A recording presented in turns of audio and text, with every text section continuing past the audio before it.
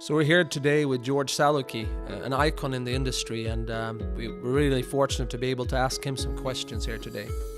So to start off, George, what is the real potential of this business? Well, I tell a story, and I think it kind of conveys the power and potential of it without misrepresenting it.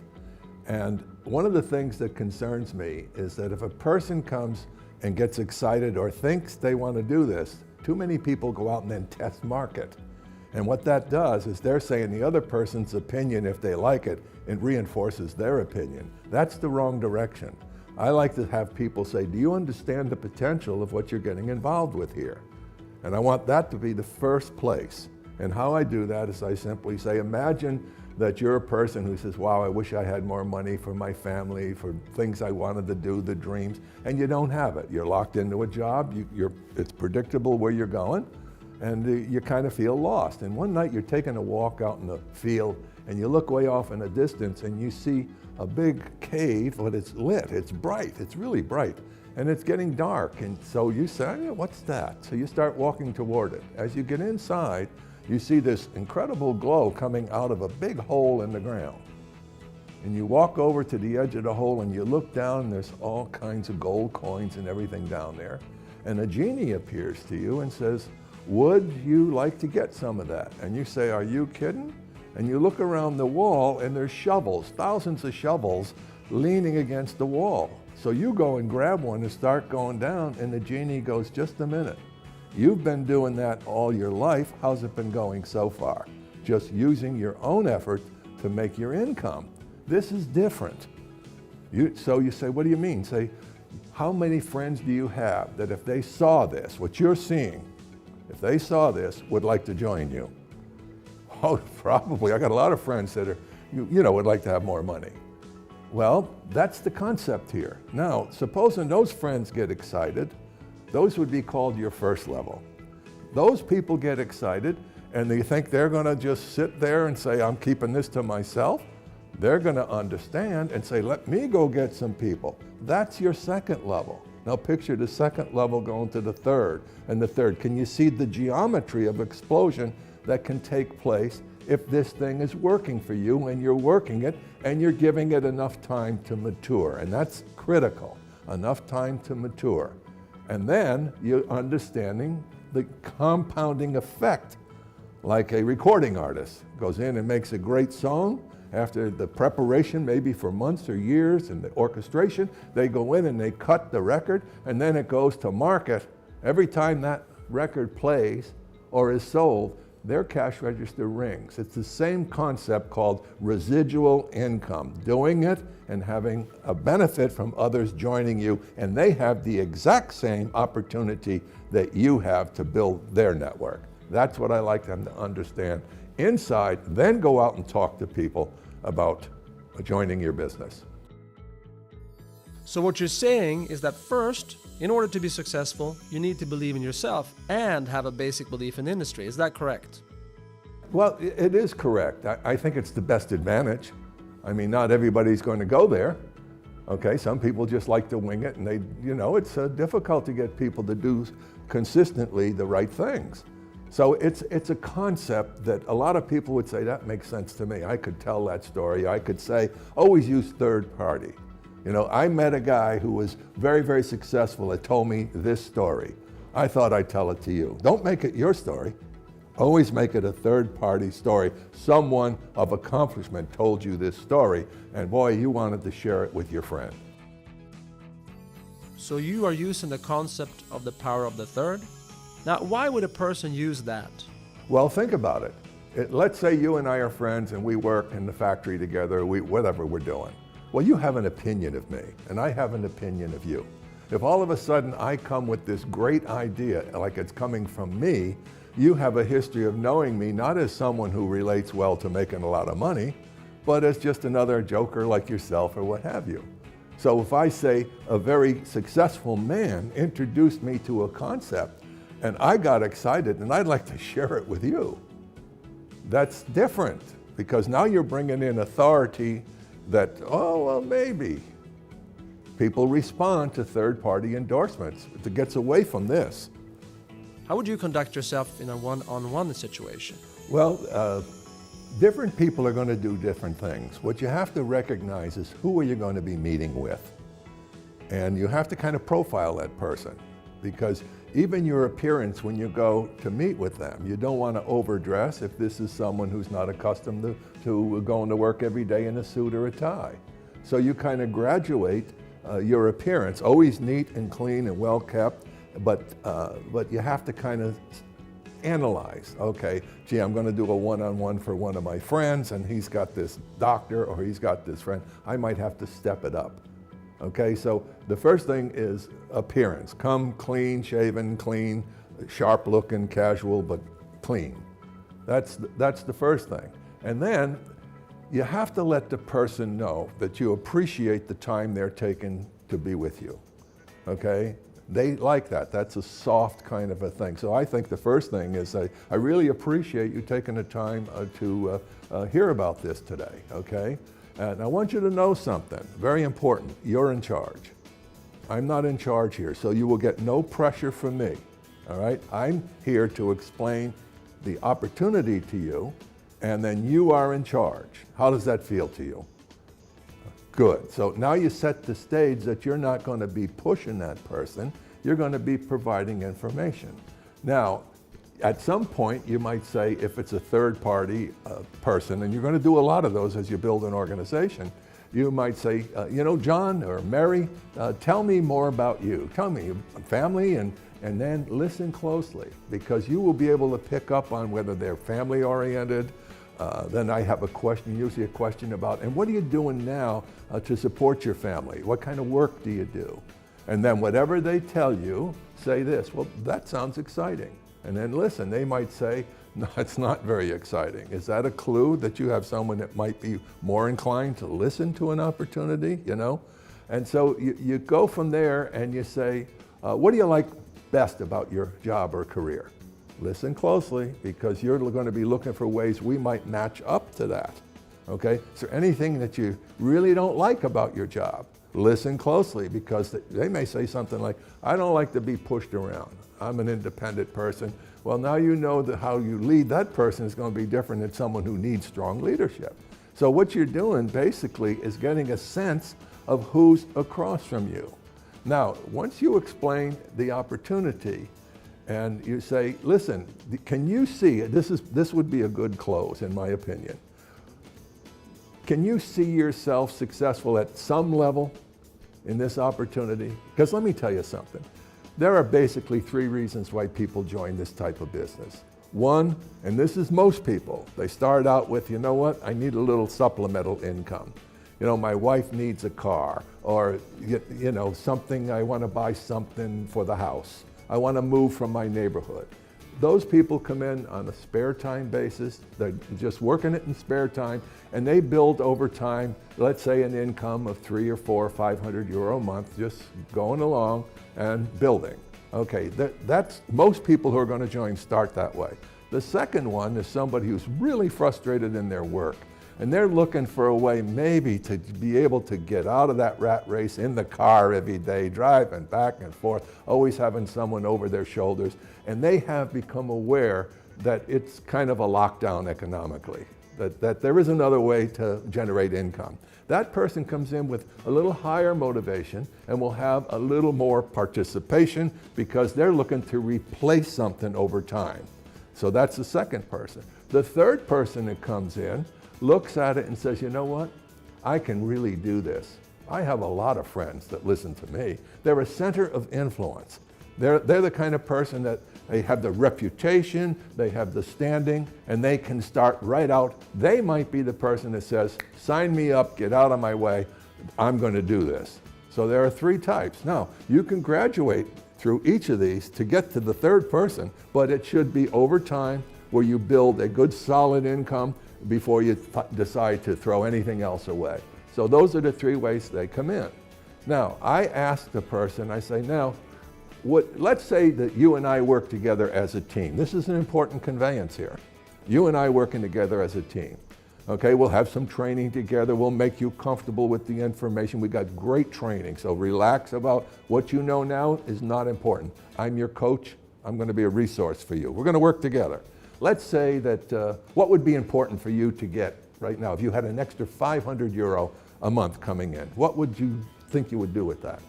You might hear, whatever you hear now, pay close attention. They might say, well, you know, my wife really needs a new car. Boy, you stop right there. And here's what you say.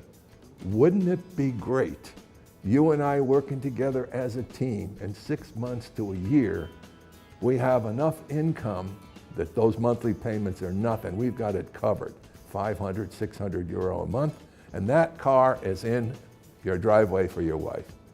Very important question now. How would that make you feel?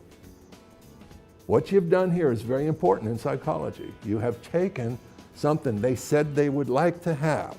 You've demonstrated that you would be there to help them get to that. And then you gave them emotional possession by the experience of it's in the driveway. How would you feel? So we attached emotion, okay? Say, well, you know what I think we should do now? I think that we should get you registered, okay, with a company number so that your business can go off and running and everything we have is available to you. Did you notice I used the word registered?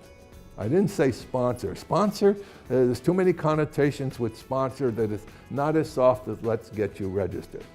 And then any time that you get a pushback, what we call an objection, always use the feel, felt, found. I know how you feel. I had other people who felt like that. And here's what they found. Can I make a distinction for you? Always ask permission to make the distinction. Otherwise, you can become combative. Can you give us an example of an objection where you have used the feel, felt, found technique? Well, they might say, you know, I had a brother that got into something like this, a brother-in-law, you know, and you know, he bought a whole bunch of products and everything, and you know, he's now sitting in his garage.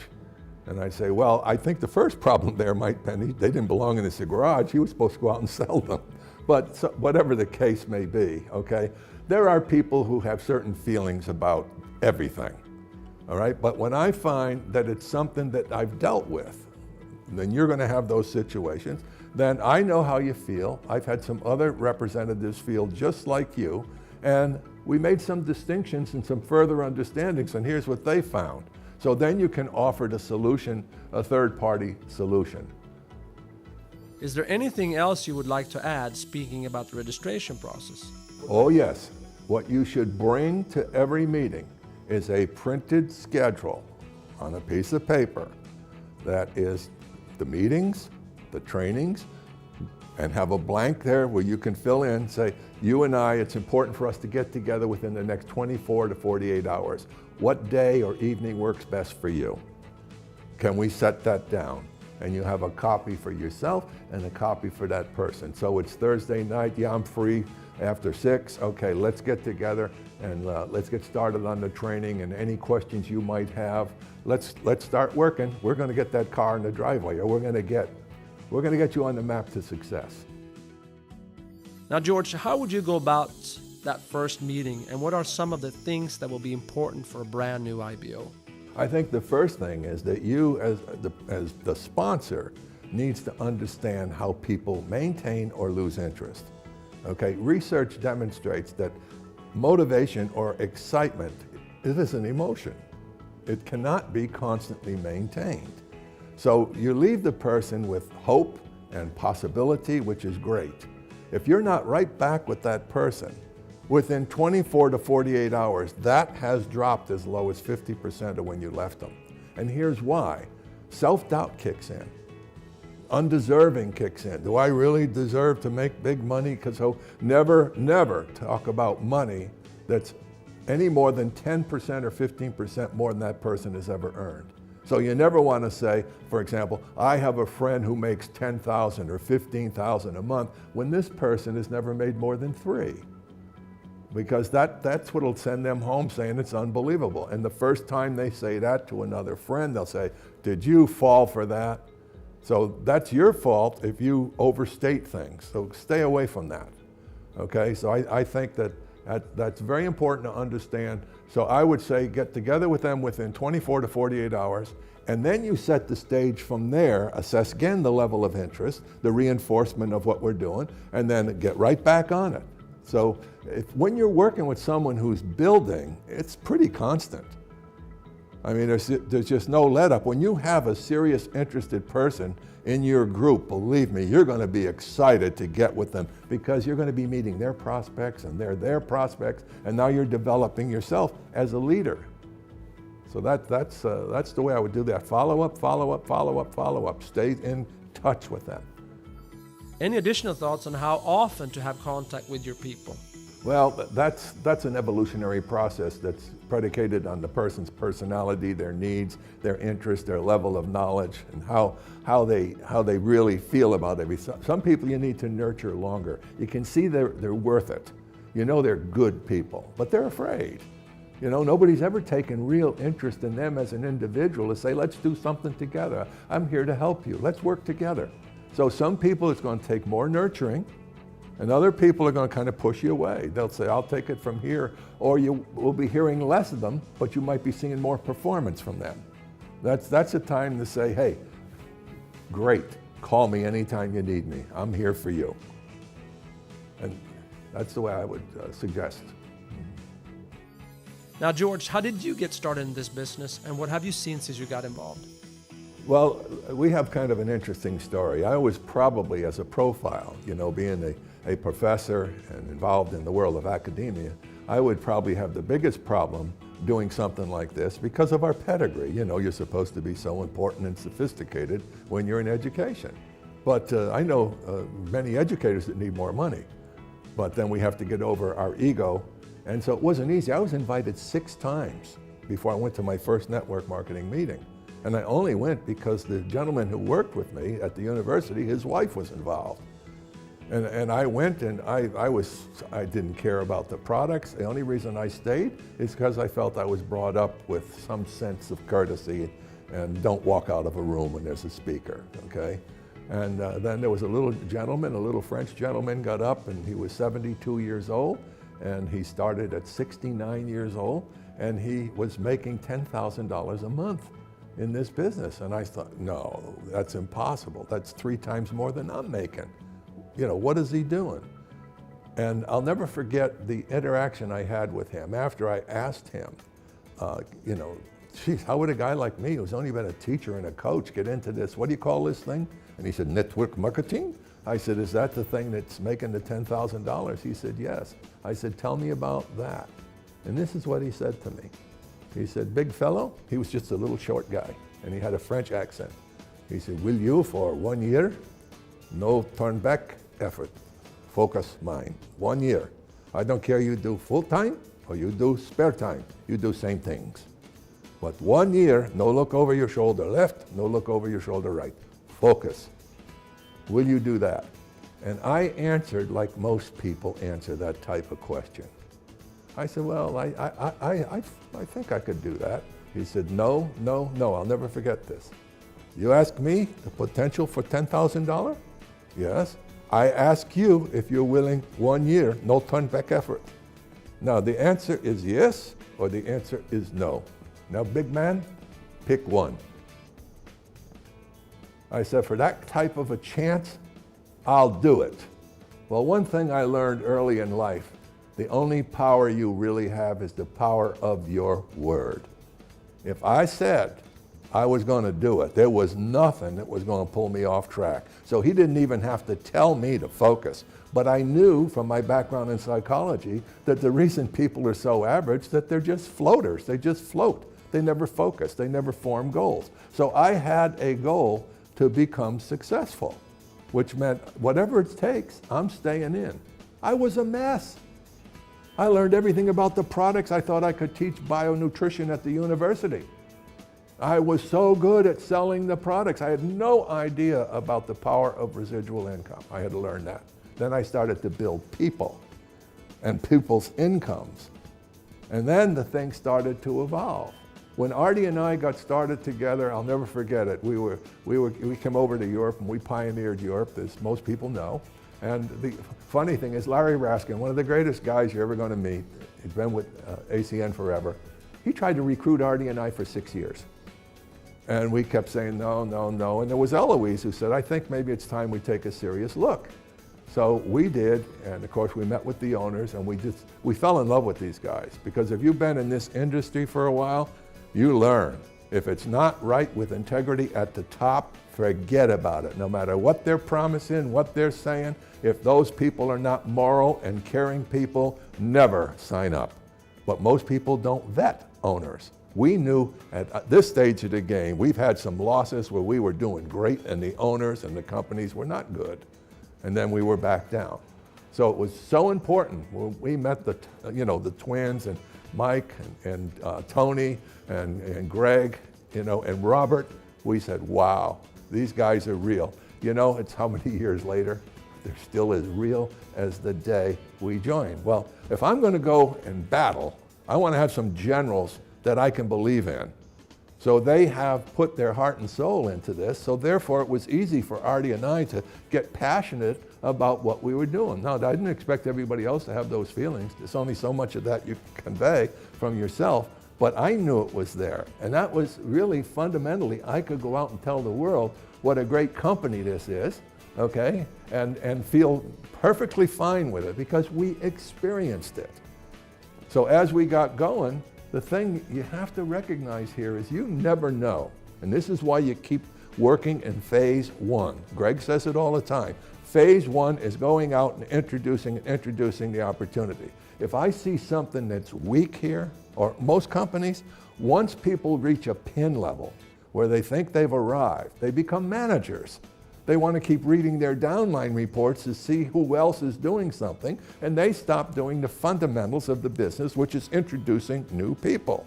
The best thing you can do is to walk into your meeting as a leader with your prospect, introducing your prospect to your downline, not the other way around. And so many people stop doing what took them to the dance. And then pretty soon they end up saying, well, this is not right or that's not right. But the new person that comes in today doesn't have any history. All they have is you, the opportunity, they like it or they don't. So don't bring your history of negativity or questions or experiences from the past into the present because it's irrelevant. It's only in your head.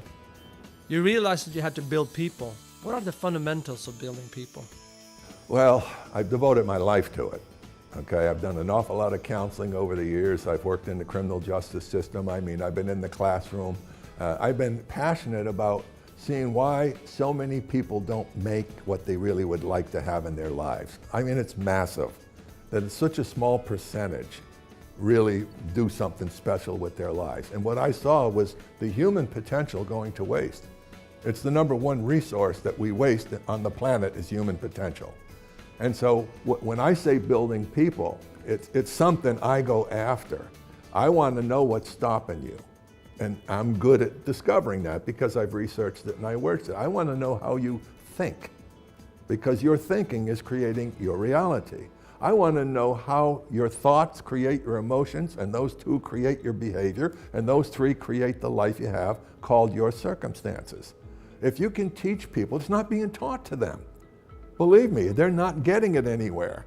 That's why they're so thirsty for it. They want to know, wait a minute, inside there, it makes sense. Even though they may have never heard it before, there's a resonance at an inner level that says, you know what? Somehow this makes sense. I have been thinking this way, and this is the result I'm getting. I am negative, and my life is negative. Oh, I'm positive. My life is positive. Whoa, let's see how these connect. So building people to me is the joy of our business, is the opportunity beyond the money. That if you can take someone who is a good person, an honest person, but they just don't have the tools or the understanding or the education, and you can mentor them with the type of training that makes them feel better about themselves, feel more fulfilled as a human being, they're going to do a much better job than just throwing an opportunity at them and say, okay, go get them. So I'm a firm believer, as anybody who's ever heard me on stage, I just say it like it is. There's a reason you're winning and there's a reason you're losing, and I'm going to tell you how to change it. I'm going to suggest to you, but you're going to do it or not do it. I can't do it for you, but I can bring the information that if you implement it, you will see the changes I'm suggesting to you. So you wrote a book, which I recommend to anyone who's interested in building the business. Are there any other resources that you would recommend? No, I haven't. I never mentioned my book. If somebody brings it up to me to sign or something, I really don't pay attention to sales or anything with that, okay? But what people don't understand is what's in that book is a series of very brief chapters, but it's the life of how you build this business. It's going to cover attitude. It's going to cover the understanding of what are the distinctions between this type of business and so forth. It's going to talk about when you feel down, what do you do, how to handle objections. I mean, chapter after chapter after chapter is a class book, okay, a textbook for building the business. In fact, leaders could actually use that and say, next week we're going to study chapter 3. Which is attitude, okay? The next week we're going to handle objections. But it's not being used like that, and I don't sell it. I don't go out there and you'll never hear me lecture about my book. I have that. I have a whole series of personal development materials, Awesome Power of the Human Mind, Profile of a Champion, Emotions, Servants or Destroyers, okay? Experience to Make a Difference, which is a 6-hour personal development program. I don't know how many others I have. Oh, Realities Before Success and Network Marketing, okay? The American or the lockdown, economic lockdown, which talks about how we're stuck. I've got Emotions, Servants or Destroyers. I have a whole library, all right, of personal development CDs. And, and again, I don't push any of it. Anybody who knows me, they have to find it. I don't push it. So George, are you saying people need to develop themselves to keep up to date with changes in the social and business landscape? Yeah, and another thing people need to understand is the world's moving very, very fast. I mean, technology is replacing people left and right and center. In fact, some experts say that 90% of the jobs that are here today will not be here 10 years from now. Now, what age are you? What are you going to be doing 5 or 10 or 15 years from now that's going to prepare you to be employable? Or are you going to flatline and say, now what do I do? One thing you do know, new products and new services are always going to be in the marketplace. But big buildings and all of that, that's becoming sort of a dinosaur in the future. Everything's being done electronically or from home. More and more people are working from home. We're perfectly positioned in our industry. But if you expect every single thing to just keep going up, no business is like that because they're adaptations. Sometimes you have a product that's working well in the market and pretty soon the competition comes in, undercuts you. You don't have the money to pay what you want to pay to the field, and all of a sudden everybody says, oh, what happened? Well, what happened is get educated about how business works. It doesn't mean that it's going bad. It means we need to adjust. Well, all adjustments take some time. Smart people know that. So they don't get negative. They believe in what's going on. They believe in the ownership. They believe in the philosophy. And then here comes a hot product and everybody's excited. Why? Because it's easier to move and there's more volume coming in, which means there's more bonuses being paid out. So you're going to have some of this. But if you have some of this, but it's going like this, eventually you can have some of this, then it's back up, then you hit something good, and bing. You got to be around for that. You got to be around for that. And what I see happening now with the company hiring country managers and hiring the vice president of operations, to me, that's an indication to me, wow, there's going to be a great future here. We're just going to continue on going. I don't see those guys quitting. I see them passionate about moving forward and keeping the people and trying to do the best they can for those representatives out there. And you know what's happening? The weak ones are peeling off. Some of them go to companies that are brand new, okay? Boy, if they ever listen to me, be very careful. But then you find they're island hoppers. Then a year from now they leave that, then they go to something else, then they go to something. Pretty soon they wear themselves out, okay? The people who win are the people who stay.